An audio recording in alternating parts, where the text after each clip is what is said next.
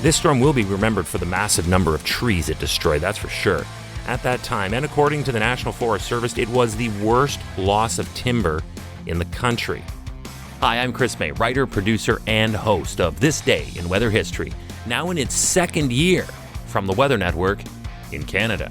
A Weather Bureau observer for the North Head Station wrote an official report on the storm and reflected upon its drama. It was, to say the least, a harrowing story. This day in weather history. Back in the October 12th episode of this podcast, I told the story of the Columbus Day storm of 1962, which is the only storm that was stronger than this one. They called it the Great Olympic Blowdown, but it had nothing at all to do with sporting events. This was in reference to the mountains of the U.S. Pacific Northwest in the state of Washington. It was also referred to as the Big Blow. This intense yet compact windstorm struck the coast of Washington with great vengeance on January 29th of 1921. There were already weather warnings for wind that were being rolled out.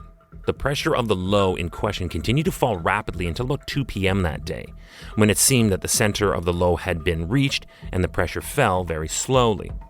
So, at that point, the observer, with their partner that was at the office, they decided to leave to run errands, and it was on the return trip where everything went wrong. The wind really ramped up and hammered the area with stronger gusts. They kept on carefully, but along that path, trying to get back, they witnessed the following. Welcome to year 2 of this podcast. Right now, you're listening to the full version of today's story on your favorite podcast provider. But there's also the daily podcast video short. They're shot right here in my podcast recording studio, so you get that perspective. But oftentimes, they will include visuals from that day's event, from when it happened, in weather history. So after listening to the full story, go check out the podcast video short on television or online anytime at theweathernetwork.com/weather history. The top of a rotted tree breaks off and falls out of sight in the brush. A telephone pole was dropped across the roadway and brought their car to a screeching halt. Then, a short distance beyond that pole, a massive spruce tree fell and blocked the road again. They decided at this point it was time to leave their car. They ran down the road in the direction of where they felt the density of forest was lighter, so nothing else was going to fly or fall. Just after leaving the car, however, they witnessed a tree limb sailing through the air toward them, narrowly missing them and killing them both. The southeast wind continued to roar through the forest. Trees crashed to the ground in every direction from where they were trying to escape injury. A giant spruce fell across the roadway, burying itself through the planks within a short proximity from where they were standing next. The tops of 3 trees broke off and sailed through the air. Some of it fell with a crash, and others toppled over slowly as their roots were literally torn up from the earth.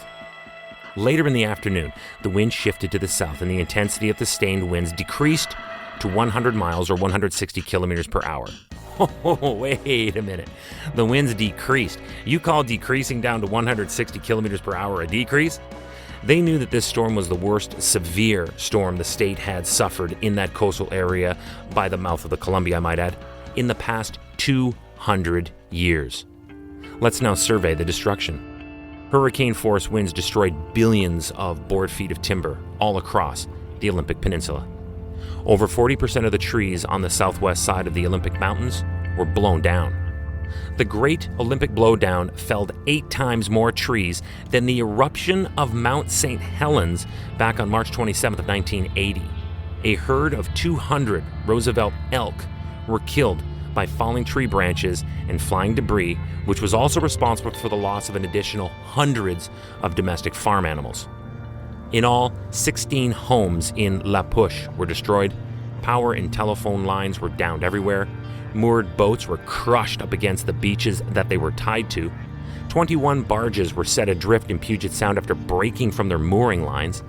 Smokestacks and chimneys collapsed, and this resulted in a tragic fatality when Chief Engineer Alfred Anderson was killed in one of the mills when one of the collapsing smokestacks filled the room with steam, and it scalded Chief Anderson to death. The loss to the timber industry was catastrophic from this powerful windstorm this day in weather history. Hey, do you like the podcast? We'd love to hear from you. If you have an idea, go right now to wherever you're listening to me and rate us if you would, please. It's on a 5-star system, and we would love as many stars as you can afford. So rate us, but then also review us. This way we can always stay on top of how you'd like to see the show evolve. Then remember to subscribe to this podcast. Click the subscribe or follow button right there on the very same podcast homepage you're listening on. You'll be immediately reminded that the next day is ready to listen to, and you also have access to every episode in the archives. It dates back to June 1st of 2020, so there is a lot that we got to get caught up on this day in weather history. Tomorrow is January 30th, and we will be investigating the disappearance of the city of Boston. Woo, Boston has had some real historic fun this month in weather history. Remember back on the 15th of this month, they were literally buried in molasses, and now they completely disappeared? You just never know what will happen next when a podcast covers a story for each of a 365 or 366 day calendar year. You got to be guaranteed some weird ones are going to pop up. With me, your host, Chris May.